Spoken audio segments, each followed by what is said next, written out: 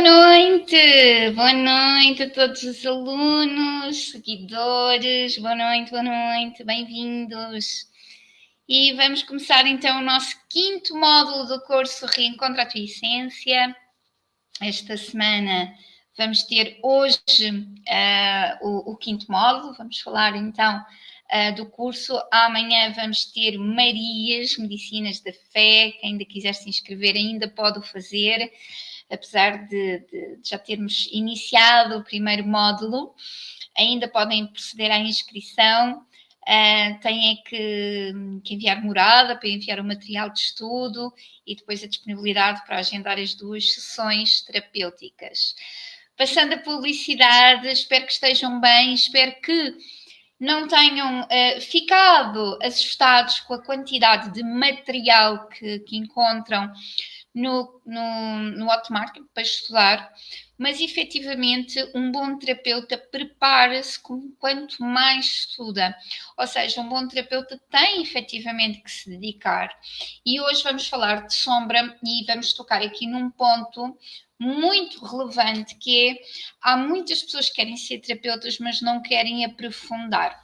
E, por exemplo, o Reencontro, eu já fiz muitas formações, não é por ter sido criado por mim, um método criado por mim, mas eu sei ver que o curso efetivamente tem muito material de estudo, muito mesmo. Só que muitas vezes as nossas sombras, que é o nosso inconsciente, gostam um bocadinho de fazer atalhos. Então é um bocadinho como, não há aqui uma fórmula secreta, ok? Estudar e prepararmos-nos para sermos terapeutas, também temos que ter uma base profissional, uma base de estudos, uma base de crescimento, e não pode ser só o parler papier, ok? Tem que haver exatamente aqui um aprofundamento.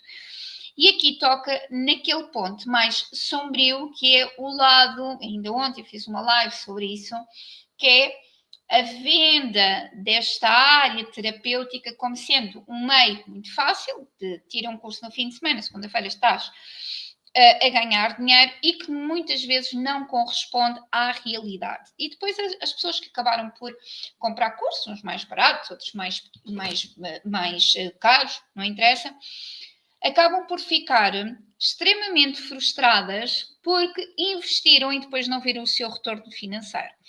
Então, isto é uma das perguntas que me fazem sempre. André, eu posso trabalhar como terapeuta? Podes ter clientes, isso eu já não sei. André, mas como é que eu faço para ter clientes? Que marketing é que eu tenho que fazer? E para mim, o melhor marketing é a tua cura. Eu gosto de dizer que Deus é meu sócio, ok? E Deus só me vai dar os meus clientes para mim consoante o trabalho que eu faço comigo. Ai, André, mas eu estudei bastante. Certo, mas aplicaste isso na tua vida? Aplicaste, olhaste, estudaste? Vou dar um exemplo. Neste momento estou a aprofundar muito os estudos com as mulheres, a aprofundar muito esta questão do trauma. Já há 2 anos que ando aqui a estudar muitas questões do trauma. Vou dar um exemplo. Eu acabei de ler o livro, passando a publicidade, da Sarat. E li a correr, porque quando mergulho mesmo no querer correr, no querer andar, no beber o livro. Mas já tenho aqui comigo o meu diário de estudos, exatamente para fazer o trabalho de casa. Já vou então aprofundar. Então, às vezes, nós precisamos de fazer isso, que é, primeiro podemos ler, depois precisamos de aprofundar. Porquê? Porque quando nós estamos enamorados com um livro, com um curso, o nosso primeiro impacto é a paixão, é o beber o máximo, mas depois nós temos que aprofundar. Então, um bom terapeuta, ele só consegue mergulhar conforme vai aprofundar. E vou fazer aqui entre parênteses e um convite. No dia 5 de junho, eu vou fazer uma mentoria, que é a formação para capacitação de terapeutas integrativos, mais indicado já para quem quer ser terapeuta. Quer trabalhar com as pessoas que têm como ambição trabalharem como terapeutas, uma estrutura, criação de um método, ou seja, vai ser assim um trabalho mais personalizável, onde também irei dar formação e técnicas aprendidas. Se sentires que queres fazer esta mentoria, ela vai começar, vai ser totalmente online. Se eu vou fazer mais alguma formação destas, provavelmente sim, lá para setembro ou outubro, mas sem grandes compromissos. Para já, sentir fazer esta, vão ser 7 sessões online e será por contribuição livre. Tem só um pagamento de inscrição de 22 euros, onde será enviada material de apoio para o curso e depois existe então a contribuição livre, que é uma contribuição única. Então, queres ser terapeuta, queres mergulhar neste processo, fica aqui o convite. Então, hoje vamos falar de um tema que é um tema que eu especialmente adoro, que tem a ver com a nossa personalidade, persona, a nossa sombra, o inconsciente coletivo. E porquê é que eu gosto tanto deste tema? Primeiro, porque foi, talvez, dos trabalhos que eu fiz para comigo que mais me impactaram, ok? Eu lembro-me que quando eu tirei diversos cursos e depois cheguei a fazer acompanhamento psicoterapêutico. Eu lembro-me de, na altura, terminar o acompanhamento, ou achava eu que não necessitava de mais, e de fazer aquilo que quase todas as pessoas que entram dentro dos caminhos da espiritualidade e do desenvolvimento pessoal fazem, que é: eu quero servir as outras pessoas, eu tenho uma série de conhecimentos, eu quero estar para com o outro porque eu tenho uma missão. E na altura, a minha psicoterapeuta deu-me 2 livros para ler: O Efeito Sombra, do Deepak Chopra, O Lado Sombra, dos Pescadores da Luz, de Debbie Ford, e para eu ver o documentário. E ela disse: ok, então olha, antes de tu fazeres isso, trabalha isto. E eu: está bem. Passado 15 dias eu já estava a marcar consulta com ela, porque eu tinha reparado que a minha vontade de servir era na base de um ego espiritual e não numa base verdadeiramente do sentido de servir. E assusta-me pessoas que às vezes se apresentam à minha frente como terapeutas, alunos, em que me dizem: eu sou terapeuta e eu faço uma pergunta: fizeste já contigo algum trabalho lá de sombra? E a maioria não sabe. O contexto do lado sombra foi criado ou nasceu por Carl Jung, ou seja, isto tem um embasamento científico, que é todas as nossas projeções, tudo aquilo que reprimimos, todas as nossas negações, tudo aquilo que fugimos, apresenta-se do outro através de tudo aquilo que rejeitamos e criticamos, ok? Só que, como este é um aspecto que é tão difícil para nós trabalharmos, a vida, como deu-nos 2 olhos para olhar para fora e não nos deu os olhos para olhar para dentro, a forma de eu trabalhar estes aspectos menos positivos, que não são negativos, são aspectos menos positivos, é eu olhar para o outro e chamar a atenção do outro. Então, por cada crítica, existe uma confissão inconsciente de alguma coisa que eu tenho e não estou a conseguir ver.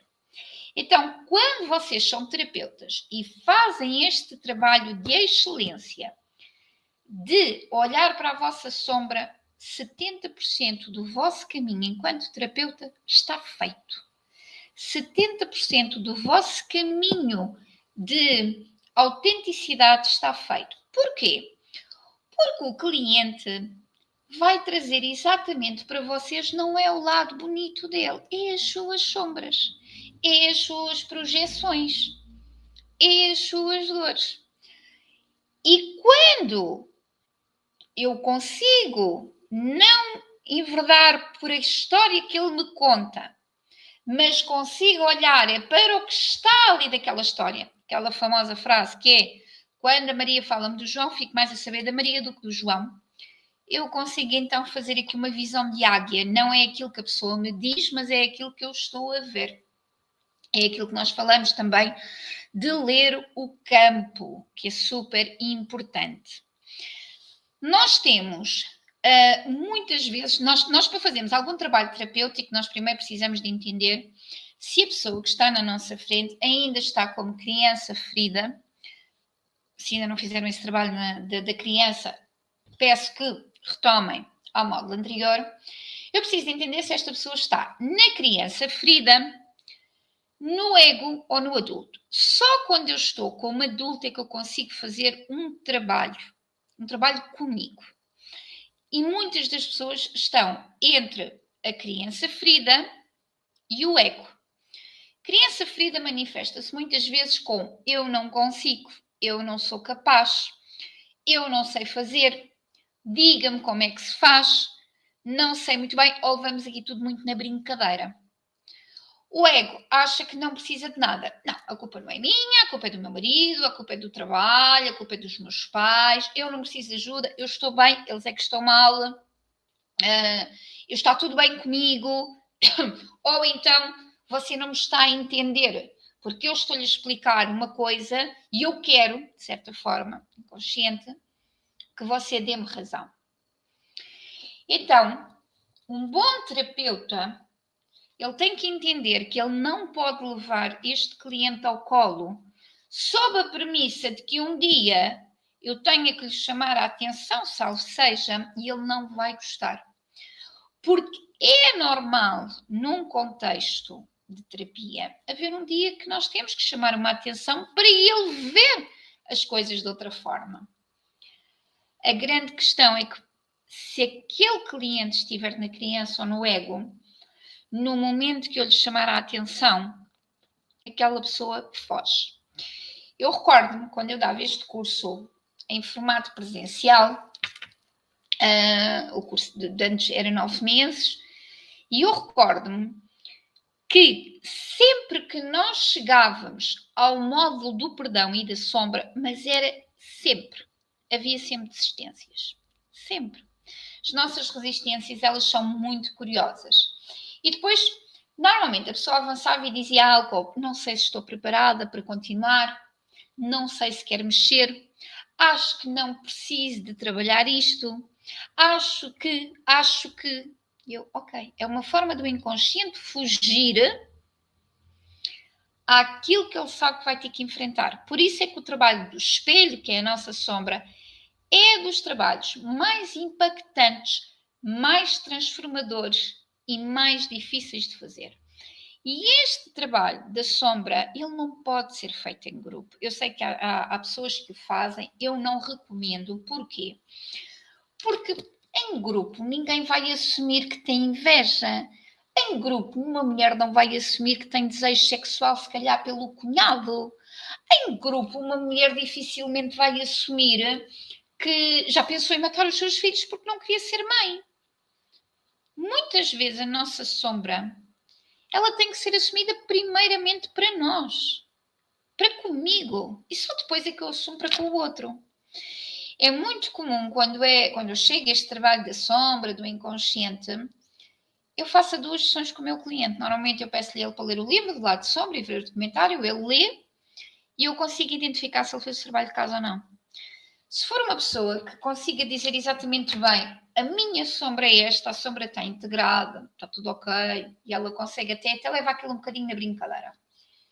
Se a pessoa disser, sou um bocado invejosa, um bocado controladora, isso é a sombra bonita.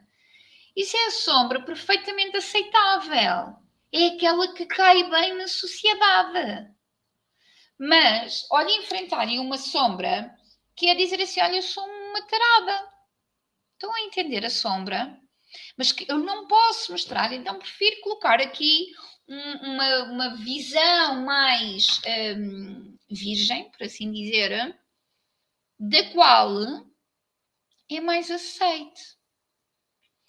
Então, quando eu olho para a minha sombra, quando o outro diz algo sobre mim, eu deixo de projetar, eu deixo de me revoltar, eu deixo de apontar, e sempre que eu tenho a necessidade de apontar também o dedo ao outro, eu vou estar mais consciente de o que é que eu estou a apontar ao outro, se isto é meu ou se não é meu. E é aqui neste ponto que nós falamos, agora sim, eu estou consciente. Se tiverem alguma dúvida, alguma questão sobre este tema, podem colocar nos comentários que eu irei responder.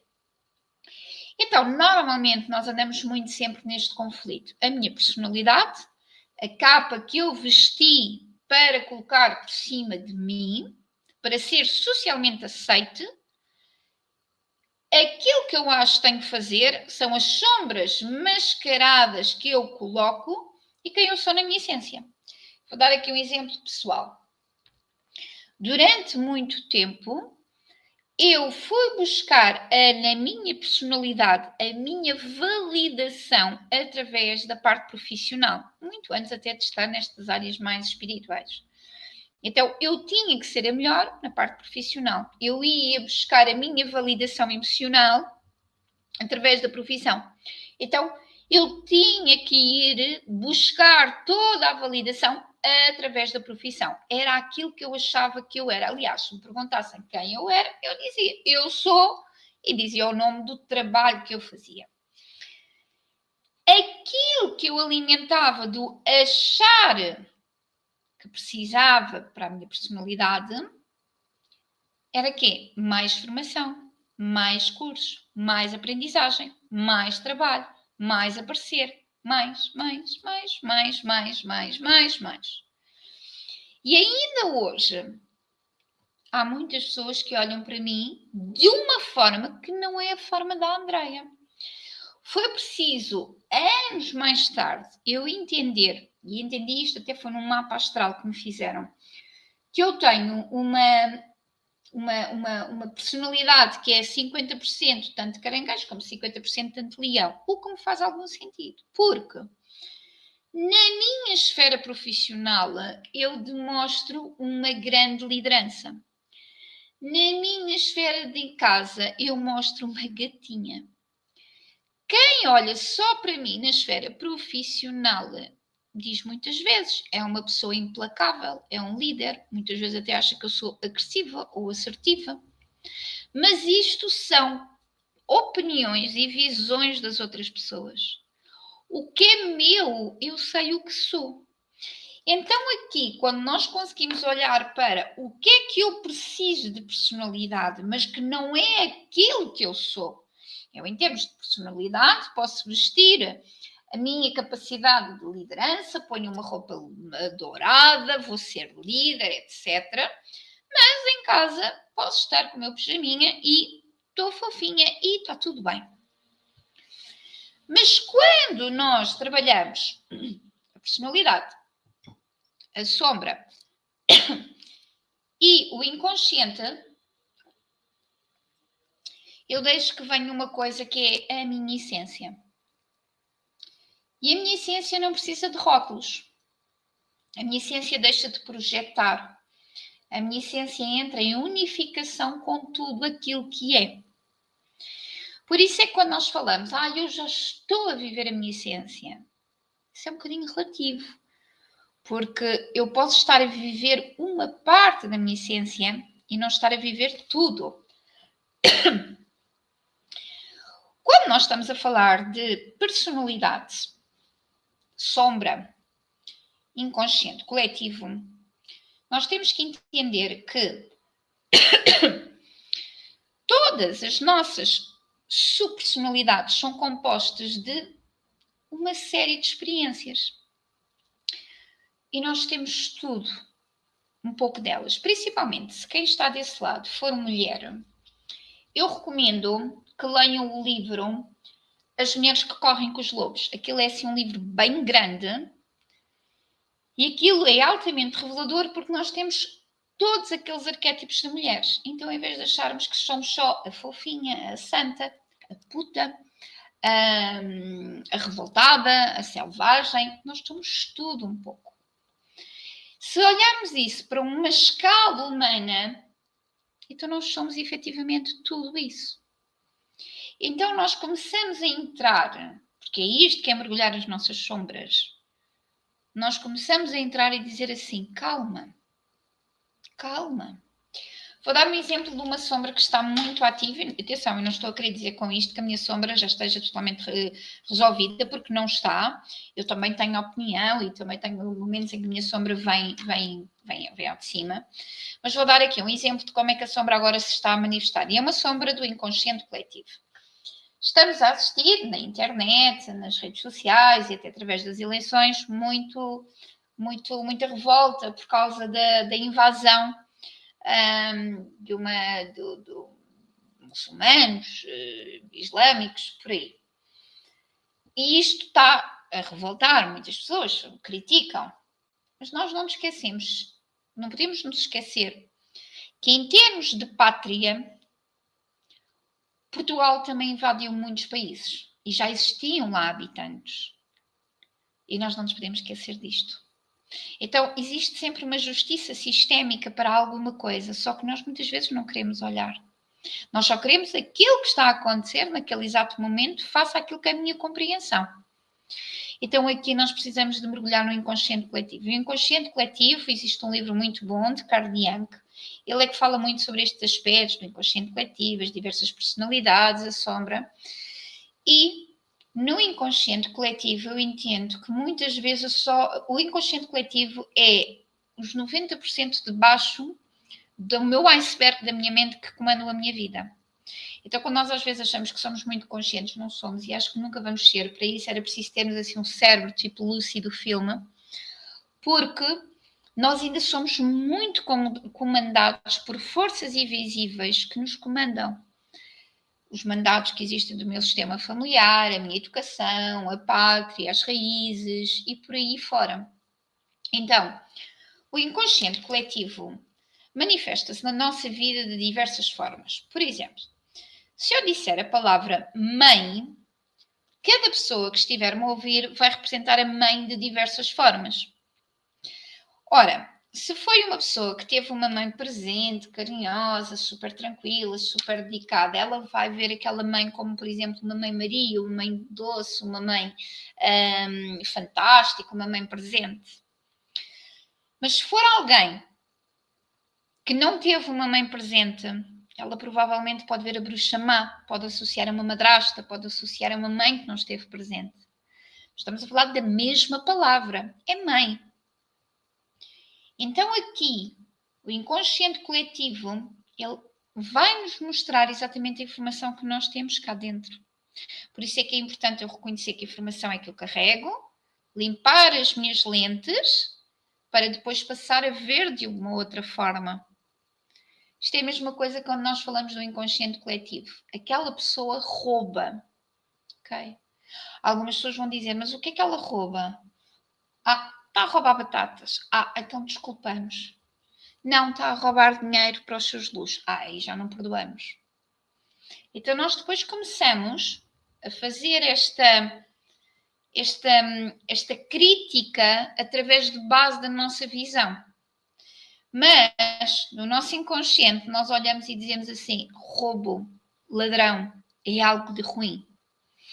O inconsciente coletivo faz parte de todos nós e manifesta-se através de sonhos, através de formas de falar, através de formas de pensamento. É como se o inconsciente coletivo fosse a torre de um computador, não é? Todos nós somos mini computadores e conforme nós, cada um vai adquirindo um computador mais moderno, mais rápido, mais inteligente, vai acedendo mais rapidamente a informação que está no inconsciente coletivo do que aquela pessoa que ainda tem um computador de há 20, 30 anos atrás. Um computador que demora mais tempo a arrancar, a ler coisas, nem todos os programas vão entrar para esse computador antigo. Então aqui no inconsciente coletivo é a mesma coisa. Quanto mais eu limpo a minha mente, o meu filtro, quanto mais eu limpo a minha forma de pensamento, mais rapidamente eu consigo, então, adentrar em informações de Deus, em informações divinas. E começamos, então, a entrar naquilo que é a fórmula secreta, a fórmula de Deus, que não é fácil, que é, somos todos um. E então eu deixo de rejeitar, deixo de projetar, deixo de excluir e entendo que toda a gente faz parte. Ok, eu posso não me identificar com aquela situação, está certo. Mas isto não quer dizer que a outra pessoa não possa fazer parte. Então, quando nós começamos então a olhar para o inconsciente coletivo, começamos a entender que todos temos partes, aceitos ou não aceitos, aspectos que nossos precisam de ser vistos ou não. Nós temos várias formas de trabalhar estas questões ligadas à sombra, à persona, ao inconsciente coletivo. Uma delas é a fuga, não querer ver. É muito comum, e vocês também, se já são terapeutas, já de certeza que já tiveram isso, que é vocês estarem de caras a ver que aquela pessoa está a fazer um queixume, mas ela é a protagonista do caos da sua vida, mas ela não consegue ver. Chamamos a isso uma dissociação cognitiva. A pessoa não consegue olhar, por muito que vocês digam e que falem e que mostrem. A pessoa não consegue ver. Lá está, o computador ainda é um computador mais antigo. Ela não consegue colocar aquela nova informação. Ou então ela não quer olhar, ela não quer ver, ela não quer reconhecer. E está tudo certo. Pois normalmente são pessoas que depois acabam por se ir embora, não acabam por continuar a terapia, vão muitas vezes... Vou dar um exemplo, eu consigo entender muito bem quando é que a pessoa está em fuga, quando alguém entra e diz-me assim: olha, Andreia, já fiz diversas terapias, tenho anos de terapia, já fiz uma série de cursos, para mim aquela pessoa está em fuga. Porque eu não preciso de anos de terapia, eu não preciso de anos de cursos. Eu preciso de ter a consciência de que eu quero resolver aquele problema e vou fazer o que for possível para resolver. Ponto. Okay?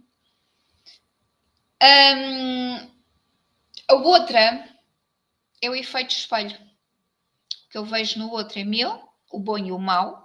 Okay? Porque às vezes nós só associamos o efeito sombra por uma coisa negativa, mas não.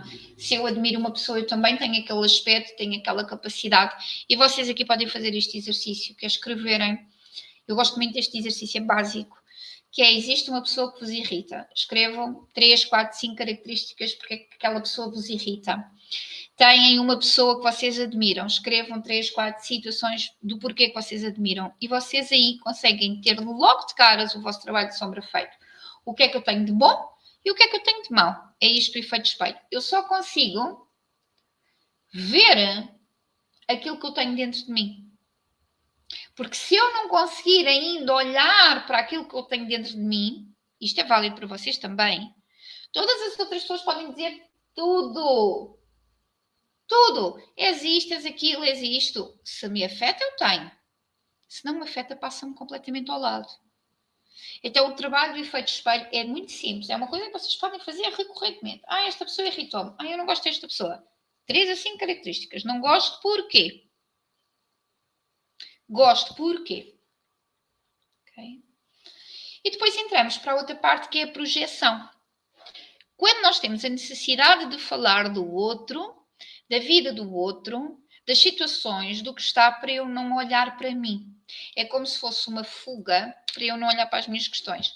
Isto é muito comum às vezes nas mulheres que dizem: eu venho aqui para resolver os problemas com o meu filho, ou resolver os problemas do meu filho, ou eu venho aqui para resolver os meus problemas do meu marido. Nunca vem para ela. Quando eu começo a fazer um atendimento terapêutico e quando a pessoa me diz assim: tenho um filho, eu quero que faça este trabalho, eu vejo logo sempre que o trabalho não é do filho, é dos pais.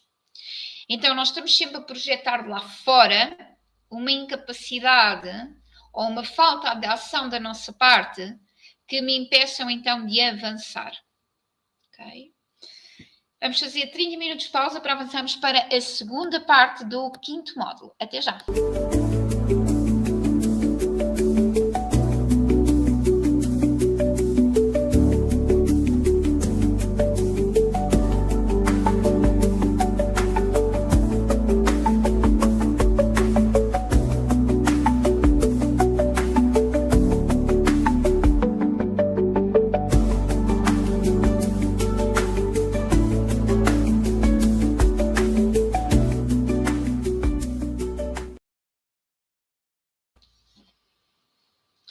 Estamos de volta. Então, vamos agora falar sobre qual é a importância, ok, de quando eu me conheço, eu começo a passar a dar permissão de conhecer o outro e dele também ser mais verdadeiro para comigo. E é aqui que entra a construção de relações autênticas e saudáveis. Ora bem, quando eu trabalho a minha sombra, eu começo a construir, começo a entender que máscaras é que eu coloco em mim para fugir, para me relacionar, máscaras aceitáveis, E quando eu começo a retirar estas máscaras, eu começo então a ser mais verdadeira para com o outro e dessa forma dou a permissão para que o outro seja mais verdadeiro para comigo. E é aqui que começa então a construção de relações saudáveis. Todos nós queremos relações saudáveis, mas nós não podemos querer construir relações saudáveis com base num terreno que tem águas, que tem terras movediças. Não vai ser fácil, a construção nunca vai ser sólida. Então eu preciso entender de como é que é feito aquele terreno, de que tipo de areia que ele é feito, qual é aquele solo, para eu colocar as minhas raízes, que são as minhas sombras. Então, isto é a mesma coisa de que, vou dar um exemplo. Quando a mulher sabe qual é a sua sombra, a minha sombra é o síndrome do abandono, cada vez que o outro não me dá alguma coisa, eu vou sentir que ele me está a abandonar, então depois ativo a minha sombra, que é achar que eu sou super independente e não preciso de ninguém. Começamos aqui num rolo. Se esta pessoa retirar a máscara quando estiver num relacionamento e disser assim, olha, eu já fui abandonada em relações anteriores, se tu não me responderes, se calhar eu vou ficar melindrada, isto não tem a ver contigo, tem a ver comigo, tem a ver com aspectos meus. É só para te informar que, caso às vezes tu possas sentir aqui um bocadinho de ciúme, isto não é teu, é meu, é uma ferida minha. Esta pessoa assumiu a sua sombra de uma forma consciente, assumiu a sua vulnerabilidade, assumiu a sua força e pediu alguma coisa. Então aqui começamos logo com base na construção autêntica. Claro que a outra pessoa pode dizer assim, não quer saber nada disto, esta pessoa é doida da cabeça, vou pregar para outra freguesia, ok. Significa que aquela outra pessoa não estava preparada para ter uma relação autêntica. Isto é muito comum acontecer. Então, vocês não têm que ficar tristes por causa disso. Porquê? Porque vocês, se calhar, para 10 situações, 7 vão fugir porque não estão preparados para ter relações autênticas, mas provavelmente 3 querem construir relações autênticas.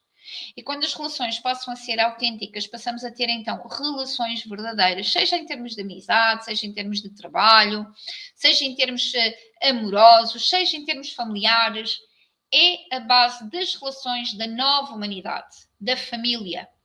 Eu estou bem, eu estou mal, esta é a minha necessidade emocional, esta é a tua necessidade emocional, este é o teu caminho de verdade.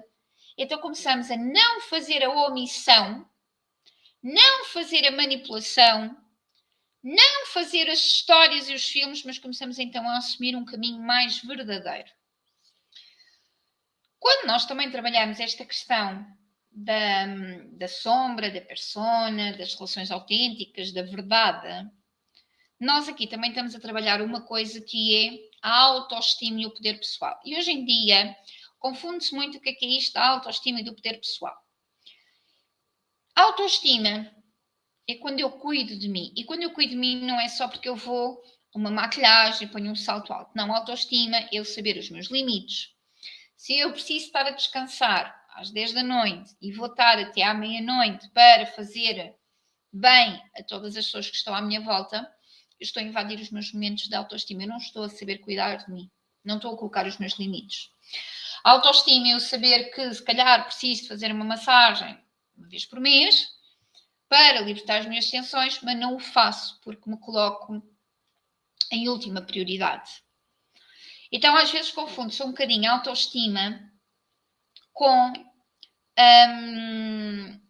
colocar uma roupa bonita. Também é, mas não é o mais importante. A autoestima é eu, por exemplo, escolher os melhores alimentos no supermercado porque sei que vão ser os mais saudáveis.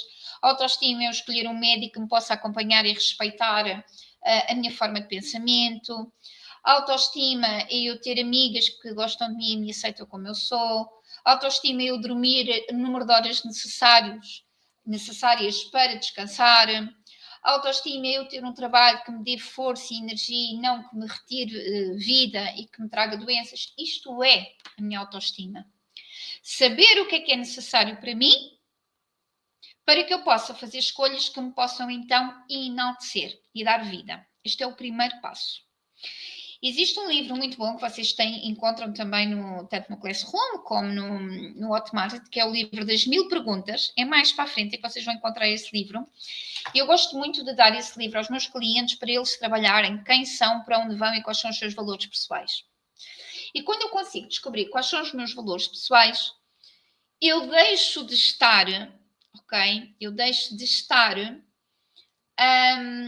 dependente do que é que o outro quer. Por exemplo, se eu precisar de estar sozinho, isto é muito comum para as pessoas que trabalham muito com as espiritualidades e que têm muita necessidade de dialogar com outras pessoas, há momentos que precisam de estar sozinhas. Isto é a autoestima. Então, e onde é que entra o poder pessoal? O poder pessoal é um magnetismo pessoal que nós temos e também a nossa capacidade de colocar limites em situações que não nos são benéficas ou que nos são tóxicas. O poder pessoal começa com a nossa capacidade de dizer não. Não quero, não vou, não aceito, não me faz bem. O poder pessoal também tem a ver com o magnetismo pessoal e nós todos somos magnéticos em alguma área da nossa vida. André, eu não sou nada. És. Pode ser magnética a cozinhar, pode ser magnética a fazer amor, pode ser magnética no teu trabalho, pode ser magnética a dançar, pode ser magnética a fazer teatro, pode ser magnética a pintar. Todos nós temos uma área. Se tu olhas para ti e não consegues ver que área que tu és líder, seja ela qual for, então o que nós precisamos de trabalhar é a tua autoestima e o reforço da tua autoestima. Aqui entra de novo a nossa sombra. A nossa tendência de nos compararmos a outras pessoas achando que os outros é que são melhores do que nós, isto também é uma comparação egoica, uma comparação da sombra, que nos coloca sempre menos do que os outros. Okay? Então, poder pessoal. Quando nós temos desafios emocionais ou situações que nos bloqueiam, a minha tendência, e muitas vezes os terapeutas caem muito nisto, que é a tendência é estar sempre a mexer nos desafios pessoais, nos desafios emocionais, peço desculpa. E eu não gosto de fazer isso. Eu reconhecemos que este é a sombra, reconhecemos que estes são os desafios, reconhecemos que há os bloqueios. Mas quais são os dons? Quais são os aspectos positivos? Então eu vou agarrar nestes aspectos positivos, eu vou agarrar nestes dons e vou aumentar. É como se fosse uma balança entre a sombra e a luz. E eu não luto contra a sombra, eu não luto contra os meus defeitos, eu não luto contra as coisas menos bonitas, mas eu aumento a minha luz através do outro. Através do outro é através da família, dos amigos, do trabalho, através do outro. Então, quando nós falamos em autoconhecimento, é muito importante eu entender exatamente isto, que é quem eu sou e o que é que eu posso aumentar de crédito, que são as minhas capacidades emocionais. E vamos agora falar sobre o equilíbrio das nossas polaridades yin e yang, dia e noite, sol e lua, mulher e homem. Todos nós temos, às vezes, uma maior energia masculina, outros têm uma maior energia feminina.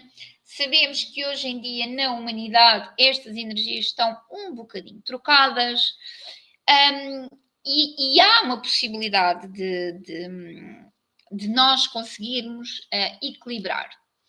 Agora, é óbvio que este equilíbrio normalmente vai exigir fazermos coisas que nós não gostamos de fazer ou que não... eu não tenho jeito nenhum para isso. Por exemplo, uma coisa que eu falo muito com as minhas Marias, que elas me dizem, eu quero trabalhar o sagrado feminino. E uma das coisas que eu digo, queres trabalhar o sagrado feminino, vai cuidar da casa. Cuidar da casa, vai cozinhar, vai fazer bolos, vai limpar a casa, vai arrumar a casa. E muitas vezes ficam super chocadas comigo. Como assim, André? Eu quero que tu me mandes ler um livro. Não, isso é ação. Isso é ação, isso é homem. Fazer exercícios, chorar, mergulhar, gritar, fazer. Isto é homem. Cuidar do ninho interno, aqui de dentro, aqui de casa, isto é mulher. Antigamente, o que é que as mulheres faziam quando estavam irritadas? Varriam o chão, porque elas sabiam que era a forma de arrumar o seu lado emocional. Da mesma forma que se temos uma mulher que tem uma energia extremamente feminina e com falta de fogo, com falta de ação, e que para ela seja extremamente desafiante fazer ou ter uma ação, ela deve se rodear de pessoas que tenham iniciativa. E que tenha também a capacidade de pedir ajuda. Olha, eu não consigo, tu és capaz de fazer? Olha, eu não sou, tu és capaz. Só que o que é que acontece? Quando estamos a falar de pessoas com uma energia muito feminina, gostam muito de se juntar na mesma egrégora. Parecem as carpideiras, uma começa a chorar, começam todas a chorar. Por isso é que nós conseguimos o equilíbrio. Não é com coisas semelhantes a mim, mas é eu aprender a minha tolerância, aprender através do outro, que eu aprendo muito através de aspectos que o outro tem que eu não tenha. E começamos então aqui a dar início à modelagem, que é, eu vou beber um bocadinho daquela pessoa, eu vou beber um bocadinho daquela pessoa. Nós somos a soma de pelo menos as 5, 10 pessoas com quem nós lidamos. Se eu olho para todas as pessoas à minha volta e vejo todas as pessoas semelhantes a mim, com características semelhantes, está na altura de mudarmos o nosso rumo. Porquê? É muito simples, nós não vamos crescer aí. Nós temos de deixar de ser amigos? Obviamente que não. Mas então temos que nos obrigar a conhecer pessoas novas. Eu tenho que ter à minha volta pessoas mais dóceis, mais sensíveis, pessoas com mais ação, pessoas que não sejam espirituais para que possam me trazer um pouco a este mundo terra a terra. E só quando eu consigo equilibrar todos estes aspectos, deixando de estar com semelhantes, é que eu começo a fazer então a integração do Yin e do Yang. Quando é que é preciso ir para a luta, para a ação? Yang. Quando eu preciso estar de uma forma mais dócil, mais calma, mais tranquila, mais escola, mais mãe, mais cuidadora, Yin. E eu, quando quero trabalhar ambos os aspectos, eu tenho que entender que coisas na prática, no dia a dia, eu devo fazer para equilibrar isto. Ter reuniões, olhar aqui para o meu projeto, olhar para a minha empresa, gestão da minha projeto, isto é Yang, ok? Yang, Yang, Yang. Termino a minha sessão, tomar um banho relaxante, vou fazer um bolo, vou cuidar da casa, vou namorar com o meu marido. Isto é Yin, isto é colo. Se eu termino a minha sessão de hoje e vou continuar, e bora lá, e vou fazer, e vou isto, e vou aquilo, eu não saio da minha energia Yang. Por isso é que vocês querem ser terapeutas, a minha sugestão sempre é do tempo que vocês terminam as sessões até o tempo de irem a casa, deem ali meia hora para vocês. Para quê? Para fazer a transformação das vossas polaridades. Estive muito Yang, muito na ação, muito nisto, agora vou para o outro lado oposto. Estive em casa, estive muito Yang, estive muito serena, muito ninho, agora preciso de trabalhar o lado oposto. 30 segundos antes de nós avançarmos para as linguagens do amor. Até já!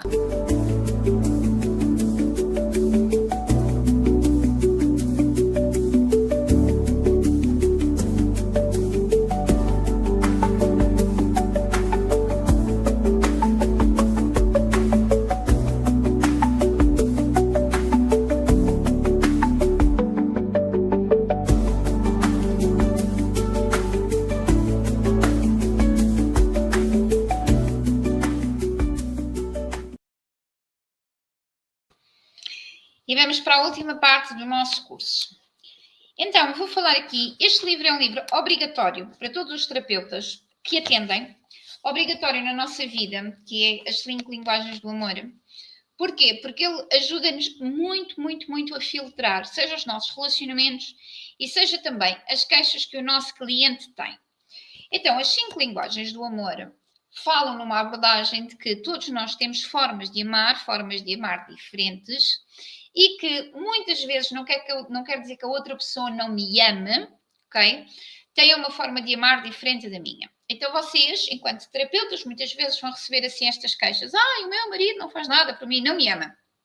Um bocado isto. Não me ama, não me diz que me ama, não me diz nada. E quando nós começamos ali a descortinar, a pessoa diz, mas ele não é má pessoa. Ele fica com os miúdos quando eu vou fazer retiros, ele vai buscar os miúdos à escola e ele vai levar eles à atividade. Ok. Então nós começamos logo a identificar que aquela pessoa que está à nossa frente tem uma linguagem de amor que é palavras e o seu marido tem uma linguagem de amor que são atos de ação.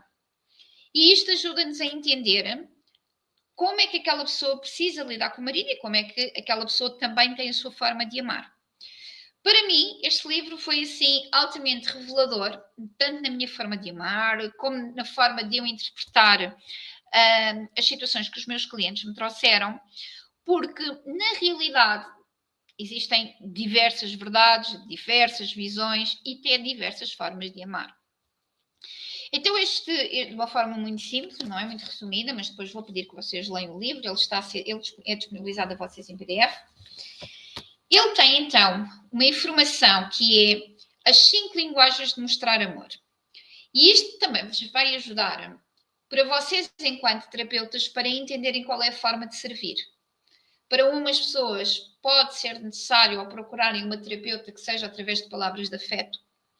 Para outras pessoas podem necessitar de uma terapeuta que seja através de palavras de atos de servir. Ok? Então, quais são as 5 linguagens do amor? Palavras de apreço. Pessoas que precisam muito, através da palavra, de sentirem-se amadas, ouvidas, validadas. Esta é uma forma de amor.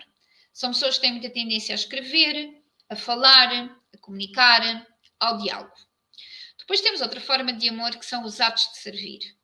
A pessoa pode não ser tanto do diálogo, mas é algo que eu preciso de algo e eu estou a fazer. Eu preciso de algo, então alguém vai me ajudar ou até mesmo vocês vão ajudar. Depois temos outra palavra de afeto, outra fase de amor, de afeto, que é receber presentes. Há pessoas que ligam à questão do dinheiro. Se eu compro uma prenda boa ou má, se alguém me oferecer uma prenda boa ou má. Então, estes presentes, aquilo que eu recebo, isto também acaba por me ajudar. Por exemplo, eu tenho alguns clientes, agora dou assim mesmo uns kits de prendas para os meus clientes. Antigamente não dava. E eu reparo que há pessoas que dizem, não, isto para mim foi importante receber. Outros que dizem, não, isto não me faz diferença. Preferi que tu me desse uma consulta. Depois, temos outra linguagem de amor, que é o tempo de qualidade. Há uma coisa que ainda se vê muito nas terapias, nos atendimentos, que é olharem para um terapeuta e acharem que estão a pagar tempo hora por aquele trabalho daquele terapeuta. O que não está errado, ok? A pessoa paga uma consulta, está ali 45, 60 minutos com aquele cliente e tem que estar ali. Mas a realidade é que um bom terapeuta, aquele que já tem assim uma estaleca muito grande, consegue identificar exatamente onde é que está o problema e resolver a situação e dar ali todas as dicas para aquele cliente ou uma orientação, se calhar em 15, 20 minutos. Meia hora. E muitas vezes o terapeuta já deu, já falou, já orientou e sente-se ali como um impostor de que, ai não, esta pessoa pagou ali 1 hora, que eu tenho que estar aqui a falar com ela, muitas vezes está ali a ser drenado com conversas que não acrescentam. E é curioso que os médicos de família não é isso que fazem, não é? Eles fazem, atentem, falou, vou falar aqui num estado geral, ok? Mas nós deveríamos ser pagos, ainda não estamos, com o tempo efetivo de resolução do problema e não pelo tempo. Mas isto fica para os próximos módulos que iremos falar sobre o posicionamento enquanto terapeuta. E, por fim, temos o contacto físico. Eu aqui quero chamar aqui uma nota sobre o contacto físico, que é: há clientes que não gostam de abracinhos e beijinhos. Há clientes que não gostam, ok? Às vezes há pessoas que entram aqui muito nas questões da terapia e que acham que temos que ser todos os shanti, o namastê, o dar cá um beijinho, o gratiluz, etc. Mas há pessoas que podem ter algum tipo de problema com o toque. Eu tive uma aluna minha que não gostava, ela dizia mesmo, André, eu gosto muito de ir aos teus cursos, mas cada vez que vem aquele tipo de coisinhas de abraço e vamos dar, eu não gosto, eu sinto-me altamente incomodada. E eu reparo nisso às vezes em vídeos que eu vejo, vê-se mesmo, eu gosto muito de olhar olhos nos olhos, que há pessoas que não se sentem bem com aquilo. Então, muita atenção ao toque, porque há pessoas que precisam mesmo daquele abraço, daquele conforto, daquele colo, mas há outras pessoas que não se sentem confortáveis. Então, se és terapeuta, se estás a fazer trabalho contigo, okay, mete este livrinho aqui na lista, ele é de leitura obrigatória, está bem? que são as 5 linguagens do amor. Eu sei bem que existe muita coisa para ler e para estudar e parece que, ai, Andreia, parece que eu nunca mais vou ter tempo e que tenho aqui uma série de coisas. Aquilo que eu digo sempre é que tirem pelo menos um ano para estudar este curso com profundidade, pelo menos um ano.